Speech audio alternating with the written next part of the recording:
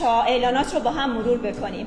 اولین چیزی که میخوام بگم، عزیزان دل ما بعد از فرهاد خواهر شهناز در مسافرت هستن هفته آینده. ما جلسه خودمون رو خواهیم داشت اینجا، ولی میخواستم که از این فرصت استفاده کنیم برای مسافرت این عزیزان، برای کاری که برای اون میرن، با همدیگه دعا بکنیم. خواهش میکنم تشریف بیارید. بعد از فرهاد خواهر شهناز از خواهر سارا خواهش میکنیم که در این دعا ما رو یاری بدن. عزیزان دستان خودمون رو به طرف این عزیزان دراز بکنیم برای شبان عزیزمون و خادم وفادار خداوند و همسرشون در دعا باشیم. بفرمایید فرسان. خداوند خدای زنده رو شکر می‌کنیم. خداوند برای تمامی برکات پی خداوند رو شکر می‌کنیم، برای وجود برادر فرهاد و خواهر شهناز، برای خادمین با غیرتی که خداوند تو به ما بخشیدی که با تمام وجودشون ما رو خدمت کنند بدون محنت و چشم‌پوشی. خداوند تو رو شکر می‌کنیم برای وجود این عزیزان، برای غیرتشون، برای ایمانشون، برای وفاداریشون به تو ای خداوند. دعا می‌کنیم به نام عیسی مسیح که حفاظت الهی تو ای خداوند در این سفری که در پیش خداوند، حفاظت الهی تو با این عزیزان باشه در روزهایی که خداوند در این سفر هستن. دعا می‌کنم خداوند قوت تو، سلامتی تو ای خداوند به فراوانی با خواهر و برادرم باشه و خداوند در این ای خداوند سفر دید و رؤیای تازه به عزیزان ببخشید و خداوند روی تو بر این عزیزان تابان باشه. خداوند دعا می‌کنم به نام عیسی مسیح که خداوند با ای خداوند استراتژی جدیدی که از تو دریافت می‌کنند خداوند بیان و قدم‌های تازه برای تو بردارند و خداوند دعا می‌کنم از وجود این عزیزان استفاده کنیم برای جلال نام خودت ای خداوند. ممنون تو هستی ای خداوند و همه چیز رو به دستان تو می‌سپاریم و دعا می‌کنیم که خداوند از پیش و پشت، از چپ و راست ای خداوند احاطه کنیم با فرشتگانت و ای خداوند به سلامتی برن و به سلامتی و با دستان پر از برکت سر برن و قوم تو رو و کلیسای تو رو به نام شایسته عیسی مسیح به تو می‌سپاریم و با ایمان منتظر عمل دستور تو شکر می‌کنیم به نام شایسته مسیح. آمین. آمین. آمین. آمین. خیلی متشکرم. اما میخوام با هم مرور کنیم برنامه هایی رو که کلیسا در روزهای آینده داره. یک شنبه 13 اپریل روز ورود مظفرانه عیسی مسیح هستش، یا همون پم ساندی. بعد روز جمعه همون هفته 18 اپریل عزیزان اینجا در کلیسای آمریکایی تمام گروه ها و همه کلیساها با هم جمع میشن و برنامه عشای ربانی هست. خیلی پرستش مبارکی است که تشویقتون میکنم حتما شرکت بکنید. پس 18 اپریل ساعت 7 بعد از ظهر. چه روزیه؟ روز مبارک عید قیام یا ایستر هستش، روز قیام مسیح از مردگان. اما رسیدیم به اون 30 ثانیه‌ای که میتونیم با هم سلام و احوالپرسی داشته باشیم. از کلام خدا در اول پتروس باب 2 آیه 9 میگه لکن شما قبیله برگزیده و کهانت ملوکانه و امت مقدس و قومی که ملک خاص خدا هستید، تا فضایل او را که شما را از ظلمت به نور عجیب خود خوانده است اعلام کنیم. ما برگزیده خداییم. بلند شیم از سر جامون و به همدیگه 30 ثانیه وقت داریم که بگیم تو برگزیده خداوند هستی. خدا رو شکر. بله فرد بفرمایید.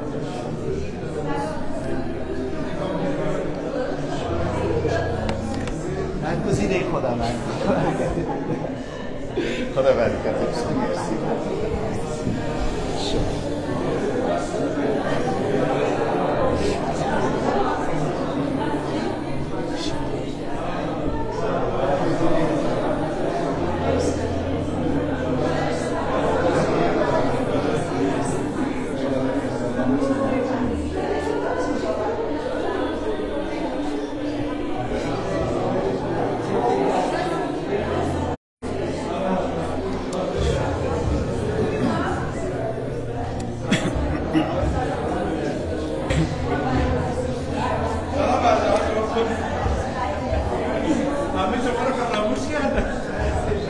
برگزیده خداوند هستی.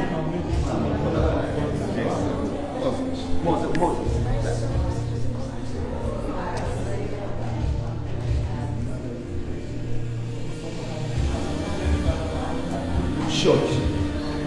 هللویا. خدا رو شکر.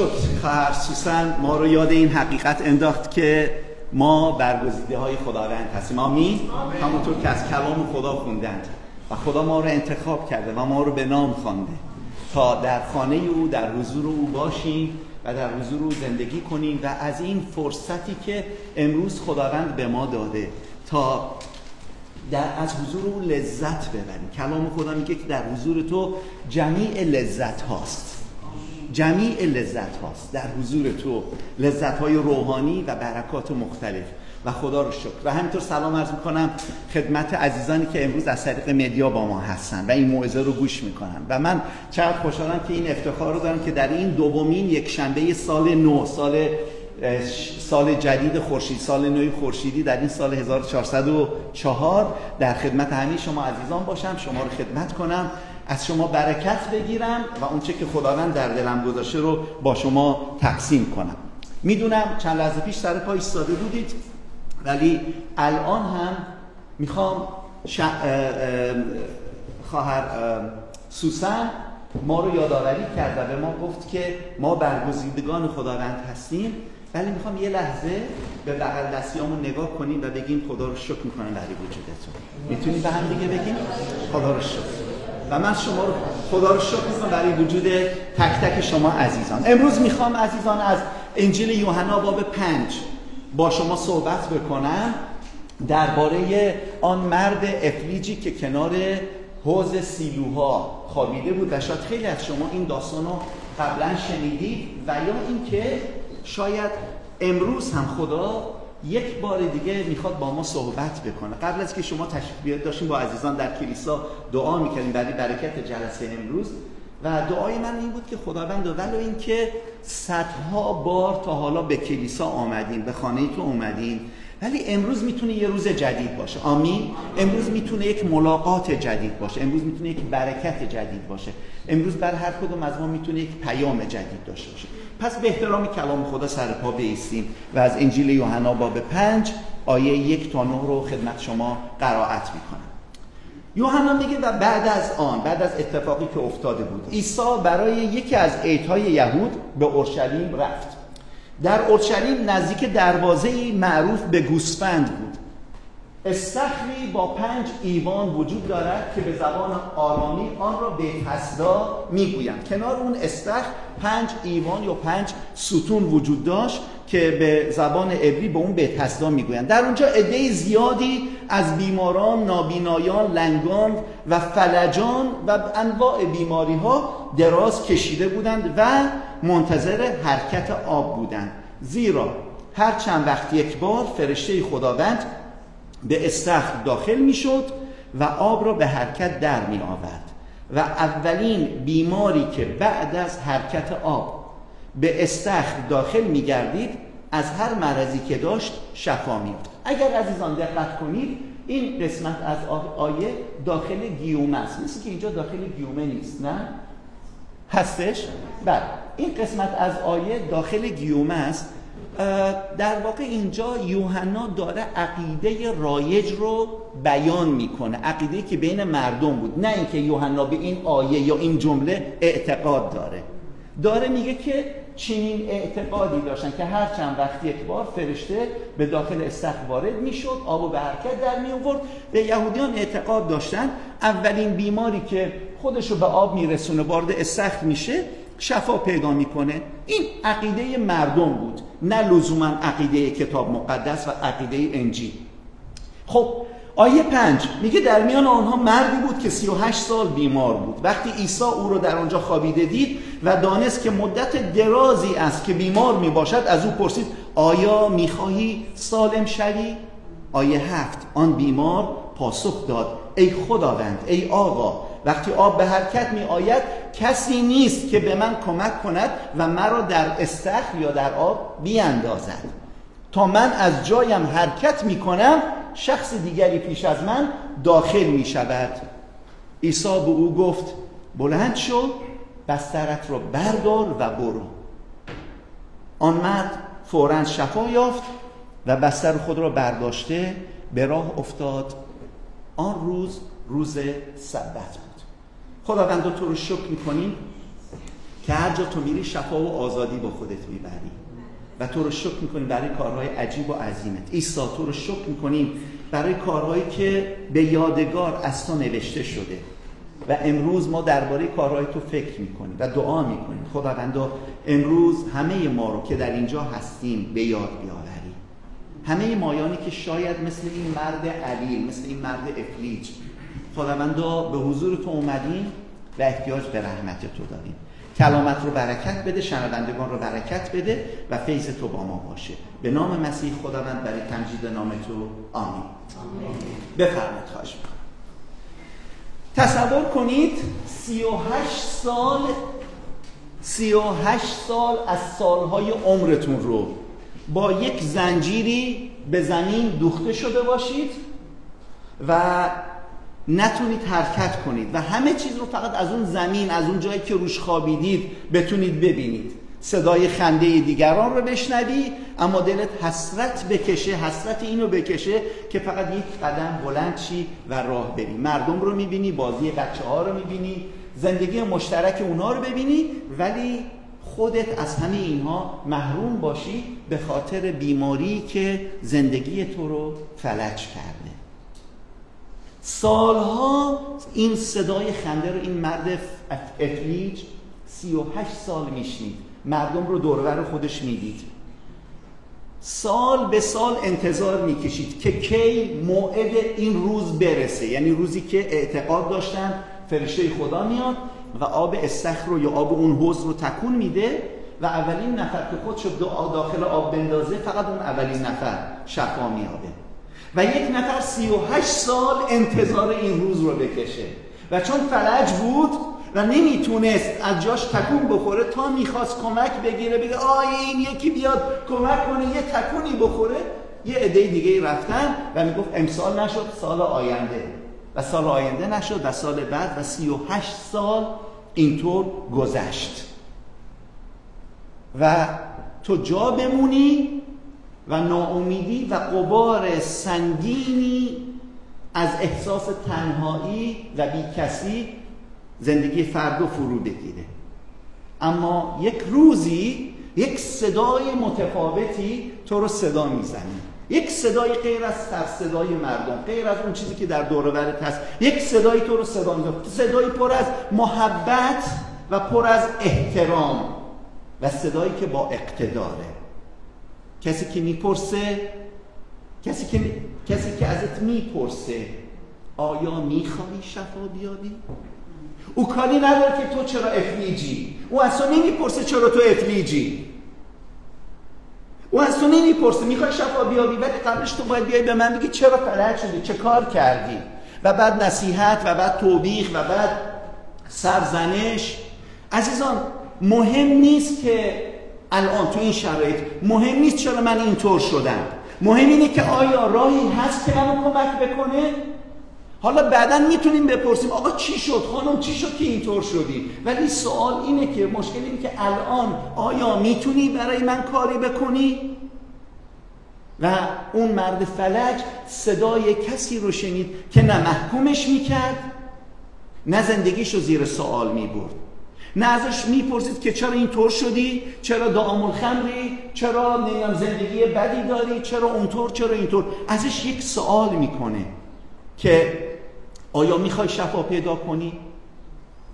2000 سال پیش چنین مردی کنار برکه بیت حسدا، کنار حوض بیت حسدا چنین تجربه رو لمس کرد. و امروز عزیزان من و شما میتونیم این تجربه رو لمس کنیم. چرا؟ برای اینکه همون عیسی که 2000 سال پیش از کنار اون مرد گذشت، امروز عیسی هم از کنار من و شما داره میگذره. امروز هم عیسی در میان من و شماست، چون کلام خدا میگه هر جا 2 یا 3 نفر با هم باشن من اونجا هستم. امروز عیسی بین من و شماست، کنار من و شماست. شاید امروز اینجا برکه بیت حسدای ما باشه، شاید امروز اون جایی باشه که اومدیم به امید تو ای خداوند و کنار این برکه نشستیم و امروز همون عیسی از کنار ما داره رد میشه. امروز هم صدای او شنیده میشه، شاید نه از دهان مستقیم عیسی، شاید از دهان واعظ عیسی، شاید از دهان اونی که بغل دست من نشسته و امروز برای من دعایی میخواد بکنه و پیامی برای من داره. اگر گوش قلبمون رو باز کنیم، اگر قلبمون رو به روی عیسی باز کنیم، امروز میتونیم صدای آن مرد مقتدر رو بشنویم که مثل 30 سال پیش به ما بگه میخوای شفا پیدا کنی؟ امروز چند نفر از ما با این فکر، با این امید، با این ایمان اومدیم به خانه خدا و یا جلوی دوربین هامون، جلوی تلویزیونمون نشستیم؟ برای عزیزانی که در اروپا و آمریکا، در اروپا، ترکیه، ایران هستن، اروپایی 5-6 ساعت از ما جلوترن. یعنی الان ساعت چند اونجا؟ اگه الان ساعت 10 باشه، برای اروپایی الان ساعت 3 بعد از ظهره و برای ایرانی الان 8-9 شبه، یا اونایی که در ترکیه هستن. و برای تمام کسانی که امروز نشستن و دارن گوش میکنن، سوال خداوند اینه: آیا میخوای شفا بیابی؟ آیا مایانی که امروز اینجا هستیم با این فکر اومدیم که خداوند من اومدم یه چیزی بگیرم از تو، اومدم یه چیزی بگیرم، اومدم یک برکتی بگیرم، یک لمسی، یک پیغامی. و این موعظه امروز برای همه ماست و برای تمام کسانی که سالهاست درگیر فلجی‌های مختلف زندگیشون شدن. شاید در زندگی ما فلج‌های مختلف باشه، نه فقط فلج جسمی، فلج فکری، فلج روحی، فلج قلبی، فلجی رابطه‌ای، فلجی ایمانی. در ایمانمون فلج شدیم، در روابطمون فلج شدیم، در محبت کردن و محبت گرفتن فلج شدیم. و اگر کسی حس میکنه جایی از وجودش خشک شده، فلج شده، سوال اینه که آیا میخوای شفا بیابی؟ یا میخوای با همین فلجت بیای با همین فلجت برگردی. چند نفر از ما امروز میخواییم واقعا خداوند این فلج رو از ما برداره؟ در هر قسمتی که فلجیم، مهم نیست که حتی ما میدونیم کجاست یا نیست، برای اینکه همه ما میدونیم صاحب ضعف‌ها هستیم و امروز خداوند دستای ما، دستای قلب ما، دستای روح ما که در حضور او بلند شده رو دید. عزیزان، همونطور که از داستان یوحنا متوجه شدید، مردی کنار حوض سیلوها که به زبان عبری به بیت حسدا معروف بود، اونجا دراز کشیده بود. مرد بیمار به عیسی گفت 38 ساله که به این بیماری مبتلا هستم. فلجی که من و شما داریم چند ساله بهش مبتلا هستیم؟ فلج‌های ما، دردهای ما، رنج‌های ما، ضعف‌های ما، خستگی‌های ما، چند ساله به اونا مبتلا هستیم؟ شاید بعضی از ما قبل از اینکه متولد بشیم به اون مبتلا بودیم، چون از پدر مادر به ما به ارث رسیده، چون از جامعه بیمارمون به ما به ارث رسیده، چون از جاهای مختلف به ما به ارث، و خیلی از بیماری‌های ما از ما درشون دخالت نداریم. اونی که مادرزاد با فلان بیماری متولد شده، گناه او چیه؟ اونی که در کلیسایی بوده که از ابتدا خوب تربیتش نکردن، تعلیمش ندادن، با روحیه منفی، با روحیه تلخ، با تعالیم غلط بزرگ شده و امروز زندگیش تو مسیر غلطیه، گناه او چیه؟ ولی برای مسیح مهم نیست که بیماری که من و شما داریم با از پدر مادر به ارث آوردیم، کلیسایی که مسئولیت پذیر نبود به ما داد، یا خودمون اونو کسب کردیم. برای خدا مهم نیست. برای خدا مهم اینه که این سوال الان داره میپرسه، میخوایی شفا بیابی؟ من سوال نمیپرسم چرا. دیدید بعضی وقتی مثلا یه اتفاقی تو خونه، سر کار، با ماشین میفته، میپرسه مثلا چی شد این ظرف شکست؟ حاضر نیستیم بگیم حواسم نبود، از دستم لیز خورد، افتاد شکست. میگه میدونی این برادرم، خواهرم از اتاق دوید، اون یکی پدرم تلویزیون رو صداشو بلند کرد، من این دفعه شاک شدم، اون یکی خواهرم اومد به من طعنه زد. همش میخوایم بندازیم گردن دیگران. خواهرم به من طعنه زد، بابا صدای تلویزیون رو بلند کرد، نمیدونم اقتصاد دلار رفت بالا اومد پایین، فلان رئیس جمهور اومد فاول اون بابا بگو من اشتباه کردم، حواسم نبود. کسی سرتو نمیخواد ببره. و کلی فلسفه بافی میکنیم که از خودمون تقصیر رو رد بکنیم و خدا امروز میگه من نمیخوام تو رو محکوم کنم. یک سوال دارم، آیا میخوای شفا بیابی؟ هر کس که مقصر باشه، آیا میخوای شفا بیابی؟ و این مرد 38 سال کنار حوض خوابیده بود. اما چرا کنار این حوض؟ چون بین یهودیان این اعتقاد بود، درسته؟ این اعتقاد بود این حوض میتونه شفا بده. ولی اگه شفا میداد که 38 سال اونجا نمیخوابیدی. و ما 38 سال خوابیدیم کنار در این کلیسا، کنار در اون کلیسا، کنار اون ضریح، کنار اون مرقد، کنار اون قبر، کنار این دیسکو، کنار اون کاباره، کنار بیزنسمون، کنار خونمون، کنار کارمون، کنار دوست. سالهاست خوابیدیم و انتظار داریم که شاید فرجی بشه، شاید دری باز بشه، شاید اتفاقی بیفته. و هر دفعه به یک بهانه اون اتفاق نمیفته. یه بار یکی گفت چرا در گنجه بازه، اون یکی گفت چرا دم خر درازه، اون یکی گفت چرا اینطور، یکی گفت چرا اینطور. به هر دلیلی این اتفاق شفا برای ما نیفتاده. با خود عهد کردم که دیگر می نخورم جز امشب و فردا شب و شبهای دیگر. و هر روز این عهد رو با خودمون میکنیم، فقط امشب میخورم. یادم میاد وقتی بچه محصل بودم و گاهی اوقات نمراتم خراب میشد، میومد رو 8 و 9 و مرزی بود، من خیلی شاگرد زرنگی نبودم، همیشه نمرام دیگه بهترین نمره من 10 و 11 بود. هاللویا که میکردم وقتی 10 و 11 میگرفتم و میگفتم خدای شکر بیشتر از این آبروی منو نبردی. و یادم میاد هر موقع نمراتم دیگه پایین تر از 8 یا حدود 8 میرسید، با خودم میگفتم از این شنبه دیگه من شروع میکنم به درس خوندن. و اون شنبه نیومد. و شاید خیلی از ماها منتظر اون شنبه هستیم که کی اون شنبه بیاد و این مرد افلیج کنار این حوض خوابیده بود و هر دفعه منتظر بود که این سال جدید کی برسه که این فرشته خدا بیاد این بکنه، چی میگم، این آبو تکون بده.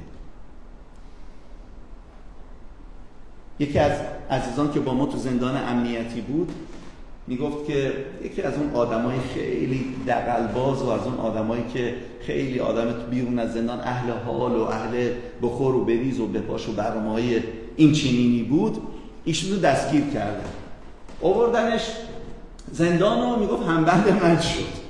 حالا میگفت تو اون روزایی که فشار بازجویی روی من زیاد بود و پوستمو کنده بودن و خیلی حالم بد بود، اینو آوردن. گفتمش که تو چی آوردن؟ گفت منو تو فلان مجلس و تو فلان اشرت کرده گرفتن. گفتم نگاه کن، تو یه بند، تو یه سلول، من با خاطر چی اومدم، اون با خاطر چی اومده و هر دوتامون تو یه سلول هستیم. ظهر شد، نه وقت نماز شد، گفت که ببینم قبله از کدام سمته. تو دلم گفتم همه اشغالاتو کردی، همه این کاراتو کردی، من اینجا میخوای نماز بخونی؟ بعد منم عصبانی بودم، بازجویی خیلی سخت بود اون روز، خیلی اذیت شد. گفتم من چی میدونم، این داره نماز بخون. میگفت که این شروع کرد به نماز خوندن، روز اول، روز دوم، هفتم، دهم. این زندانبانا میمدن به ما ناهار میدادن، وقت ظهر میدیدن این داره نماز میخونه، قهقه میخندیدن میرفتن. آقا ما هم مونده بودیم که اینا برای چی قهقه میخندن به ما؟ بعد کم کم فهمیدم که دارن به این میخندن. هر روز ما شده بودیم سوژه فیلم اینا. بعد از یه 20 روز یکی بهش گفت خاک بر سرت. نه اشغالت درست بود، نه نماز خوندن درست. گفت چرا؟ من دارم برای خودم نماز میخونم، من خوب شدم. گفت که مرد حسابی، قبله این بره نه اون بره. ولی تمام روزا داشت در مسیر غلط، در مسیر اشتباه نمازشو میخوند. و بعضی وقتا ما هم خونه رو اشتباه میریم، اون سوراخ دعا رو اشتباه میگیریم. سالیان سال میریم کنار حوضی و کنار کسی و جایی که نه سمت قبله است، نه شفا میده، نه ارزش قائل بود. برای اون مرد احترام قائل بود. عیسی بین اون بیماران دنبال اون خوشگل و خوشتیپاش نگشت، اتفاقا رفت سراغ بدترینشون. ظاهرا ایشون با سابقه ترینشون بوده. عیسی برخلاف ما عمل می‌کرد. شاید ما کشیشا، ما خادمین، ما آدما مثلا اگر اینجا بخوایم با کسی دوست بشیم سراغ کی میریم؟ شاید میریم سراغ اونی که بر روز مبادا به درد بخوره دیگه. آها وضع مالیت خوبه، وضع کاریت خوبه، پرستیژت، جایگاهت کجاست، حداقل یه اتفاق افتاد بتونی کمکمون بکنی. ولی عیسی این کارو نکرد. عیسی نرفت دنبال اونایی که پول خوب بدن یه دعای خوبی براشون بکنه. عیسی رفت دنبال اونایی که بدترین بودن، اونایی که دیگه هیچ چاره‌ای براشون نبود. و شاید تو امروز احساس میکنی برای تو چاره‌ای نیست. شاید احساس میکنی تو اون مرد هستی، تو اون مردی هستی که 38 ساله منتظر اینی که خدا از تو تفقدی بکنه. و شاید امروز روز من و تو باشه، چی میدونیم؟ شاید امروز روز تفقد من و تو باشه. خدا، کی از دل خدا خبر داره؟ ولی موضوع مهم اینه که من چقدر آماده‌ام. اگر امروز خداوند بیاد نزد من، آیا من آماده هستم؟ شاید من بخوام برم نزد خدا، آیا من آماده هستم؟ و چقدر مهم این آمادگی. 38 سال مریضی، 38 سال بی‌تحرکی، 38 سال محرومیت از تمام مواهب زندگی، واقعا چه فاجعه بزرگی بود. چه فاجعه بزرگیه. امروز گاهی اوقات ما 2 روز سرما میخوریم، از کار زندگی میافتیم، کلی چک میاد، کلی بیل میاد برامون، نرسیدیم بدیم و هر روز میگیم خدای فردا فقط حالم خوب باشه، خداوند فردا یه چک دارم و فردا یه چک دارم و فردا یه چک دیگه دارم، یه بیل دیگه دارم و هر روز نگرانیم. و مسیح عمدن از میان تمام بیماران سراغ این مرد میره که وضعش از همه بدتر بود.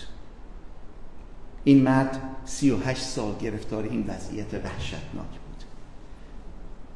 و جالبه که یوحنا دقیق به اون سالایی که ایشون مریض بود اشاره میکنه. حتی این سالو روند نمیکنه، مثلا نمیگه حدود 40 سال، دقیقاً میگه 38 سال. خدا به دقت دقیق میدونه، اوضاع ما رو میدونه. شاید اگه جاش بود روز و ماهش هم می‌نوشت. 38 سال و اینقدر ماه و اینقدر روز. ولی این نه فقط نشون میده که خدا تمام نکات حتی ظریف و غامض زندگی ما رو میدونه، کلام خدا میخواد یه چیزی دیگر هم بگه. 38 سال. میدونید 38 سال نماد چیه؟ نماد 38 سال سرگردانی قوم بنی اسرائیل در بیابان است. معمولا ما میگیم قوم بنی اسرائیل 40 سال تو بیابان سرگردان بودن، ولی عدد 40 عدد روند شده است، عدد دقیق نیست. عدد دقیق 38 ساله. قوم بنی اسرائیل 38 سال تو بیابان سرگردان بودن و این مرد اسرائیلی، این مرد یهودی نمادی از قوم خداست. نمادی از 38 سال سرگردانی قوم بنی اسرائیل تو بیابان ها، از بیابان به بیابان، از کوهسار به کوهسار، از جنگلی به جنگلی. 38 سال آوارگی کشیدن تا به سرزمین موعود رسیدن و این مرد 38 سال داره میگرده دنبال شفا، دنبال سلامتی، انتظار میکشه. همونطور که اجدادش سرگردان و آواره بودن، اون هم وضعی بهتر از اونها نداشت و عیسی میاد سراغ او. و شاید امروز ما سالهای سال سرگردانیم، 38 سال مثل قوم بنی اسرائیل، و خداوند میاد سر و سراغ چنین افرادی و خداوند میخواد این افراد رو به سرزمین موعود برسونه، کمک کنه، همونطور که یوشع کمک کرد که قوم بنی اسرائیل بعد از 38 سال به سرزمین موعود رسیدن. امروز عزیزان زمانیه که ما میتونیم به خداوند بگیم خداوند من وارد سرزمین موعود بکن. سرزمین موعود ما کجاست؟ حضور زنده خداوندمون عیسی مسیحه. امروزی که برای ما سرزمین موعود اون سرزمینی نیست که یوشع قوم رو برد اونجا. اون سرزمین ثروتمند بود و کلام خدا میگه اون سرزمین به شیر و شهد جاری بود و قوم بنی اسرائیل اونجا کیف کردن.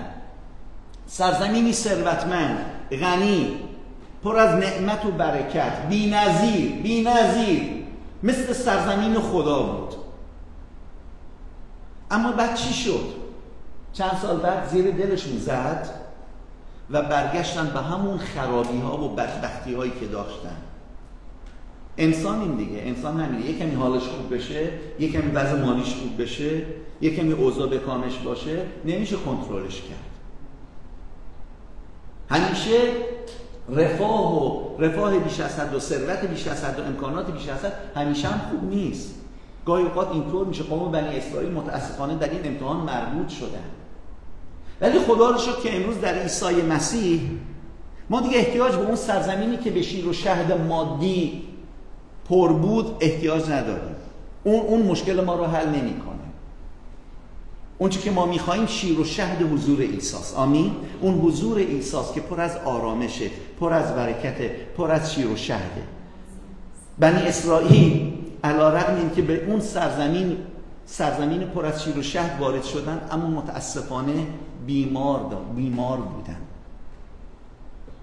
بیماری جدایی از خدا و این بیماری جدایی از خدا اونا رو فلج کرده بود، اونا رو بدبخت کرده بود.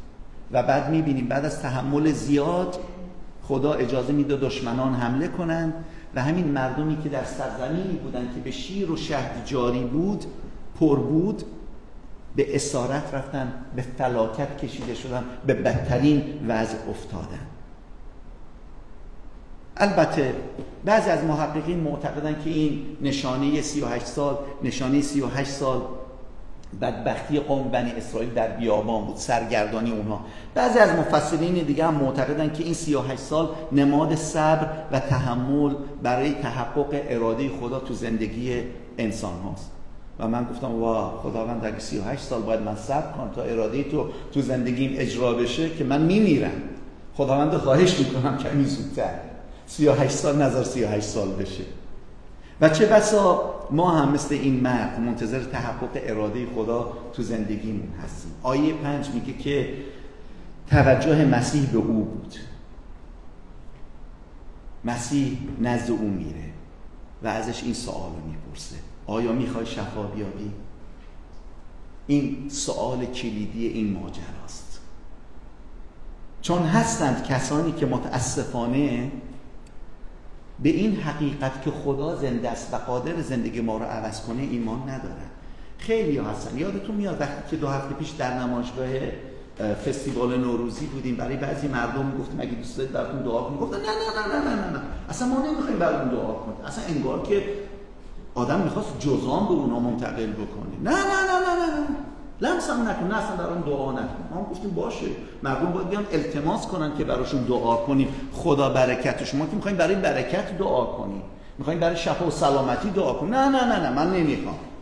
و چقدر راحت خیلی ها اون برکت رو از دست دادند و میدن. ولی خداوند امروز برای این مرد اومد، چون خدای ما خدایی که میگه من 99 گوسفند رو رها میکنم و دنبال اون یه دونه گوسفند گم شده میرم. خدای ما خدای گوسفندهای گم شده است. اون 99 تا که جاشون خوبه، اون یه دونه که گم شده احتیاج به تفقد من داره و مسیح اومد برای شفای این گوسفند گم شده. امروز بیاید به خداوند بگید خداوند از من برای گم شدت، برای محتاجت، برای دردمندت، برای گرفتارت خداوند رو تفقد کن. امروز من احتیاج دارم به تفقد تو.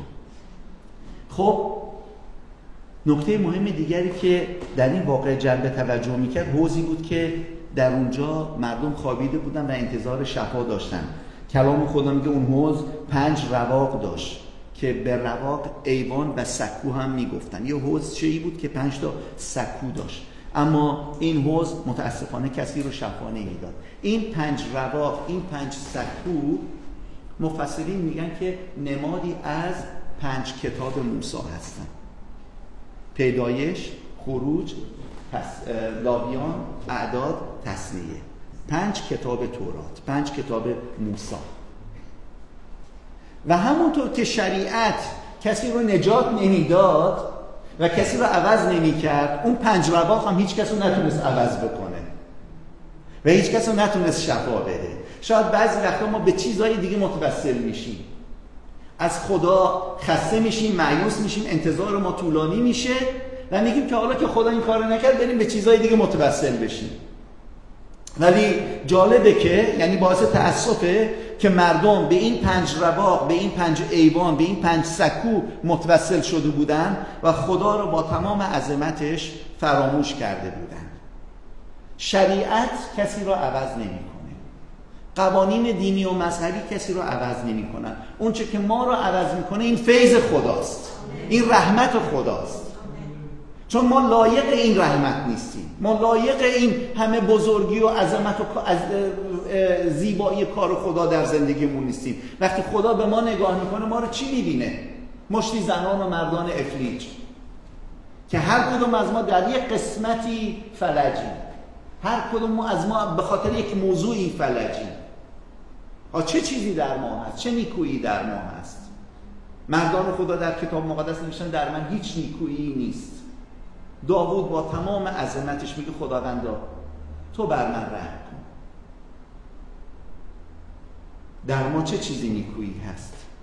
و اگر فیض خدا، اون رحمت خدا نمی بود امروز ما کجا بودیم؟ و جالبه که عیسی مسیح با به جا آوردن شام آخر در اون عشای ربانی یک نشان جدیدی از بره خدا به ما نشون داد، بره فسح، و نشون داد که در اون نان و شراب عشاست که در اون عمل عظیم فدیه و مرگ مسیحه که جانهای ما عوض میشه، نه با خوردن گوشت گوسفند فسح در اون مراسم فسح. و امروز هم مسیح میتونه با همون فیضش، با همون رحمتش زندگی ما رو متحول بکنه. جالبه مسیح میاد جلو و میپرسه آیا میخواهی شفا بیابی؟ طبیعیه که میخوام شفا پیدا کنم. کور از خدا چی میخواد؟ چشم بینا. و اگر امروز خداوند از ما میپرسه آیا میخوای شفا بیابی، من مطمئنم جواب همه ما همینه. خداوند میخوام شفا پیدا کنم.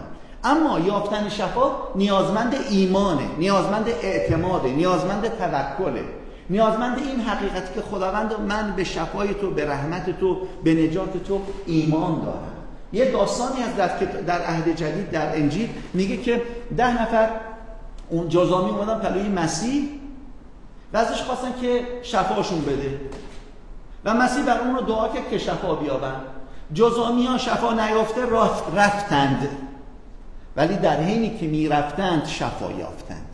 و بعضی وقتا شاید همین الان، همین جا، همین لحظه خدا من و شما رو شفا نده، ولی وقتی با ایمان، با شکرگزاری میپذیریم و با اعتماد میریم به ایمان و اعتماد به اینکه خدا دعا کرده منو شفا داده و خواهیم دید در طول زندگیمون شفای خدا به تدریج ظاهر میشه. و خدا اومد نزد این مرد و به او گفت که میخوای شفا بیابی؟ گفت بله. و مسیح به او چی گفت؟ بهش گفت که اگه میخوای شفا بیابی یه شرطی هست. میری یه دندون خرس پیدا میکنی، تخم مرغ مار، پر نمیدونم سیمرغ، با یه چند میلیون تومن پول، یه مقدارم گوگرد و زعفران و یه انگشت طلا میاری اینجا تا من برای تو یه چیزی درست کنم. چی میگن؟ یه محلولی، یه چی؟ معجونی درست بکنم. از این روزی 3 بار 3 لیوان مینوشی، یه لیوانم میبری سر قبر فلانی میریزی اونجا، اسفندم دود میکنی و یه چند روزم روزه میگیری و بعد بیا اینجا ببینم نتیجه شد. نه، عیسی این مرد رو سر کار نگذاشت. این مرد رو سر کار نگذاشت، بردش سر خونه اصلی، سر اون جای اصلی. به او چی گفت؟ بستر خودت رو بردار و برو. نه پولی، نه شرطی، نه دندون خرسی، نه نمیدونم پر کلاقی، هیچی. احداث که بودیم، خب مردم زیادی برای واقعا دعا می اومدن کلیسا. یه روز یه عزیزی اومده بود کلیسا برای بچهش دعا بشه. بچهش 5 ساله بود و نمیتونست حرف بزنه، لکنت زبان داشت، یعنی اصلا نمیتونست حرف بزنه. و بعد اومد و اونجا با یکی از برادران، برادر لئون عزیز که اون زمان مهمان کلیسای ما بودن و برای ایشون دعا کردیم و خدا برکت داد. این بچه شروع کرد به صحبت کردن بعد از 5 سال. و این مرد اومده بود کلیسا میگفت من چی باید بدم، چقدر باید بدم برای این شفا.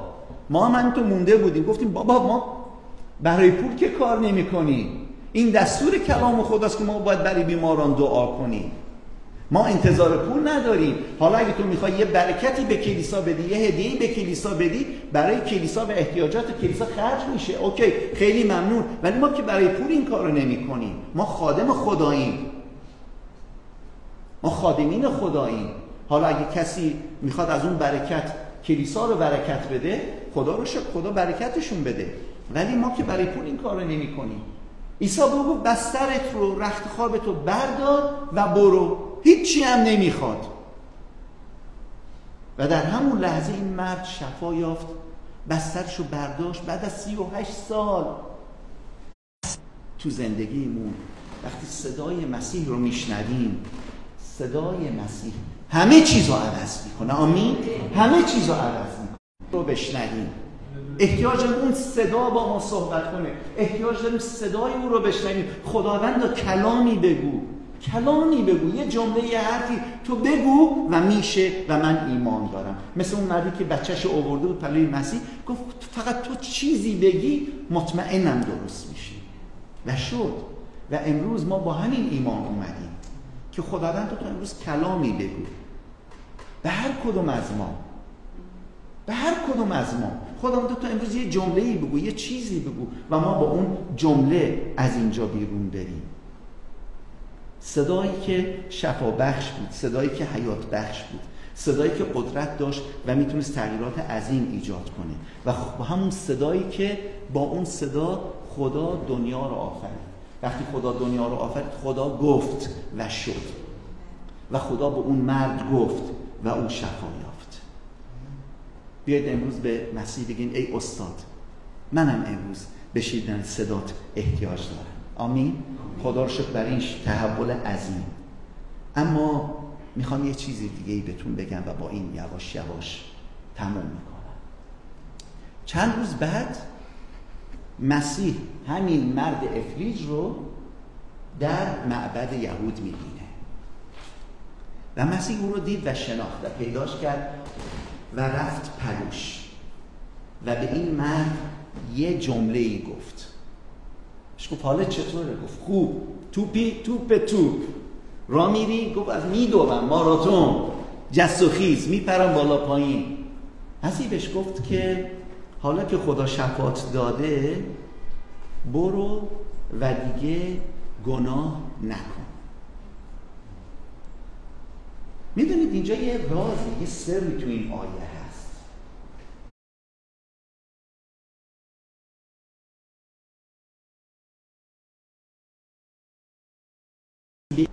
به خاطر خرابکاری هایی که کرده بودی، به خاطر گناهانی بود که کرده بودی، شاید تنبیه اون گناهات بود. این دفعه خدا به تو رحم کرده، اما برو و دیگه گناه نکن. بعضی وقتا خدا ما رو تنبیه میکنه به خاطر اشتباهات، خطاها و گناهانمون و 38 سال میافتیم. 38 سال میافتیم و هر چی دعا میکنیم و هر چی میگیم خدایا رحم کن، خدا میگه باید دوره تنبیهیت بگذره. و عیسی به این مرد گفت که حالا که خدا به تو رحم کرده برو و دیگه گناه نکن، چون ممکنه عاقبت تو از این بدتر بشه. و عزیزان، از رحمت خدا سوء استفاده نکن. اگر خدا میبخشه، اگر خدا اغماض میکنه، اگر خدا میگه خب حالا این دفعه گذشت، این دفعه هم گذشت، بله او ارحم الراحمینه، ولی همین خدای ارحم الراحمین هم یه روزی از ما میپرسه، یه روزی هم خیر ما رو میگیره. حساب کتابی هست، اینطورم گتره‌ای و بی حساب کتاب نیست. و همون خدای ارحم الراحمین که میبخشه، همون خدا هم خدای عادله. عدالت خدا اجازه نمیده که، ولی خدا هم عدالته. و چون خدا محبته، دلیل نمیشه که خدا عدالت رو زیر پا بذاره. و امروز روز تفقد این مرد بود. امروز راجع به این مرد با این بیماری 38 ساله صحبت کردیم. او 38 سال نه فقط بیمار، بلکه با شکست، حسرت و بیکسی زندگی کرده بود. اما مسیح در یک لحظه، در یک جمله، در یک کلمه زندگی او رو زیر و رو کرد. این خبر خوش برای همه ماست. این خبر خوش برای همه ماست. و خدا قادر همه چیز رو عوض بکنه. عیسی عوض نشده. آمین. عیسی همونیه که کلام خدا میگه دیروز، امروز و تا ابدالآباد همان خواهد بود. او همچنان امروز هم از من و شما میپرسه آیا میخوای شفا بیابی؟ چند نفر از ما واقعا میخوایم شفا بیابیم؟ چند نفر از ما میتونیم براتون دعا کنیم؟ اگه دوست دارید بیایید جلو، دوست دارید سر جاتون بایستید، دوست دارید هر طوری هستید، یه لحظه سرای خودمون رو خم بکنیم و برای این کار بزرگ خدا که امروز هم میتونه در ما انجام بده دعا کنیم. خداوند، منم میخوام شفا بیابم. امروز وقت اونه که خداوند از زخمای قدیمی منو بلند کنی، از تلخی‌هام، از شرمم، از ناتوانی‌هایی که منو فلج کردن منو بلند کنی و زندگی تازه‌ای به هر کدوم از ما که امروز در حضور تو ایستادیم و خداوند اعلام میکنیم خداوند به رحمت و شفای تو احتیاج داریم. خداوند تو برای ما دعا کنی. امروز برای تمام کسانی که در حضور تو ایستادن، دستای خودشون رو بلند کردن، خداوند با قلبی مشتاق و تشنه و گرسنه فریاد میزنن خداوند عیسی بر من رحم کن. خداوند تمام کسانی که امروز در حضور تو طالب این تحول هستن، به نام عیسی مسیح دعا میکنیم برای تمام کسانی که امروز با خداوند روحی فلج، با فکری فلج، با قلبی فلج، با بیماری، با ضعف، با ناتوانی، با گناه، با مشکلات، با هر چیز آمدن در حضور تو دعا میکنیم به نام عیسی مسیح. خداوندم دست تو دراز بشه، تو همون خدا هستی و با نگاه پر از محبتت خداوند امروز فلجی های ما رو دیدی و میبینی، همونطور که اون مرد رو دیدی و امروز خداوند تو قادری به سراغ تک تک ما بیای، همونطور که به سراغ اون مرد به طور خاص رفتی. خداوندا فلجی های نامرئی ما رو شفا بده. ای طبیب جان ما، امروز با هر اونچه که ما رو فلج کرده، فلج ایمانی، فلج بی محبتی، فلج دعایی، فلج ناامیدی، فلجی رویاها، خداوند ما رو صدا بزن، ما رو صدا بزن، ما رو به نام بخوان. یکی یک عزیزانی که امروز در حضور تو ایستادن و دستاشون رو به حضور تو بلند کردن، از بچهای گروه موسیقی خواهش میکنم بیان و ما رو برای پرستش آماده کنن. خداوند ما رو صدا بزن، یکی یک ما رو صدا بزن و دستور بده برخیز، برخیز، برخیز. امروز وقت آزادی توست، امروز وقت شفای توست، امروز وقت سلامتی توست. بلند شو، بستر تو بردار، اون چی که تو رو پیچیده بردار، اون چی که تو رو اسیر کرده بردار، اون چی که تو رو فلج کرده بردار. امروز وقت شفا و سلامتی توست و خداوند ما رو صدا بزن، ما رو به نام صدا بزن، ما رو به نام صدا بزن و دستور بده که از جامون بلند بشیم. ما ایمان داریم که تو همون مسیح پیروز هستی، همون مسیح قدرتمند، همون مسیح خداوند، همون مسیحی که تمامی قدرت در آسمان و زمین در دستای توست و با تمام قلبمون اعلام میکنیم خداوند رو دوست داریم، خداوند رو دوست داریم. خداوند برای عزیزانی که از طریق مدیا امروز با ما هستند، تمام کسانی که دارن امروز این موعظه رو میشنون و میبینن، به نام عیسی دعا خود بکنیم. بگذار اونها نیز امروز صدای تو رو بشنون، اونایی که امروز خداوند از پس این خداوند ویدیو، از پس این خداوند موعظه دارن میبینند. خداوند دست تو کوتاه نیست، حتی تو از طریق امواج این ویدیو، از طریق امواج این خداوند موبایل ها و اون ابزاری که داریم تو میتونی عبور بکنی. برای تو نه مسافت مطرحه، نه دوری و نزدیکی، نه حضور در این جلسه به طور فیزیکی، نه برای کسانی که از دور دارن میبینن و میشنون.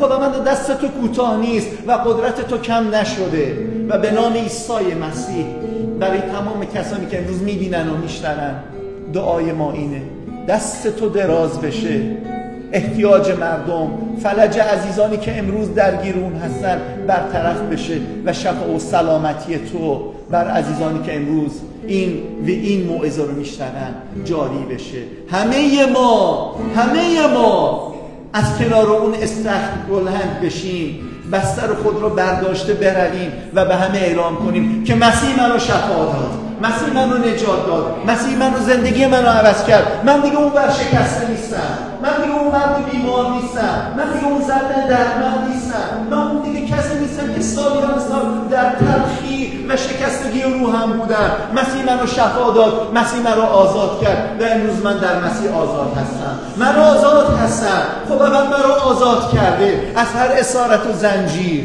و خداوند تو رو شکر میکنیم در این وجودت. جلال برنامه تو، جلال برنامه تو. شکر.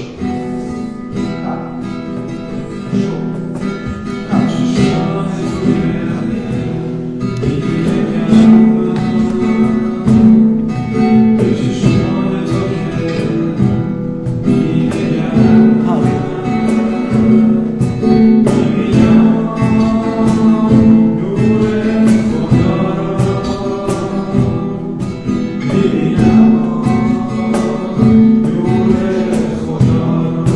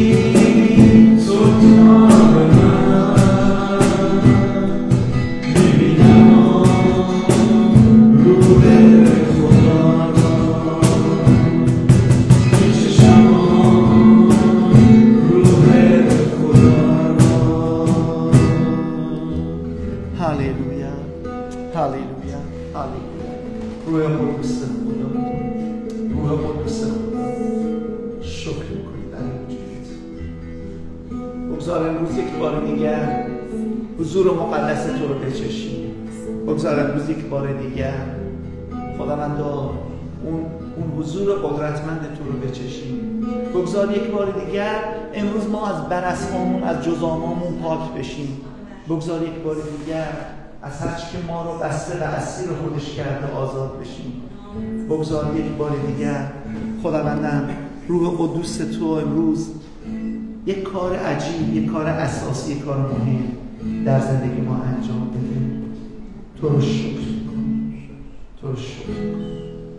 به عمل شفابخش تو ایمان داریم خداوندا. خواه الان در همین لحظه، خواه وقتی که میرویم، خواه در طول روزهای زندگیمون، هر موقع تو اراده کنی خداوندا ما آماده هستیم، ما میخوانیم شفای خودت رو، نجات خودت رو در زندگی ما جا میکن.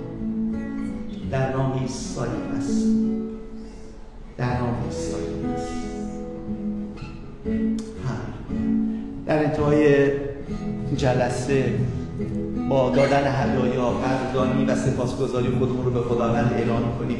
دادن هدایا عزیزان اجباری نیست. ما مسیحیان معمولاً برای حمایت کار خدا، برای اینکه این تشکیلات، این عبادت‌ها، این پرستش‌ها بتونه ادامه پیدا کنه و بتونه کار خدا رو حمایت کنیم، از طریق دادن 10-1 که 1/10 درآمد ماهیانه ماست و هدایای هفتگی، اینا رو به کلیسا هدیه میدیم تا از این طریق بتونیم کاری رو که کلیسا، خدماتی رو که کلیسا دارن انجام میدن بتونیم حمایت کنیم. دادن 10-1 به هدیه اجباری نیست، کلیسا هیچ کس رو مجبور نمیکنه، ولی دستور کلام خداست. بنابراین نه به خاطر اینکه چون امروز مراسمه، بلکه برای اون هدف مبارک و مقدسی که میدونیم از طریق این هدایا حمایت میشه. به همین خاطر وقتی به خدا میخوایم بدیم، بهترین خود برای خدا داریم میدیم، نه برای انسان، نه برای فرهاد، نه برای نوازندگان، نه برای فرد خاصی، برای کار خدا.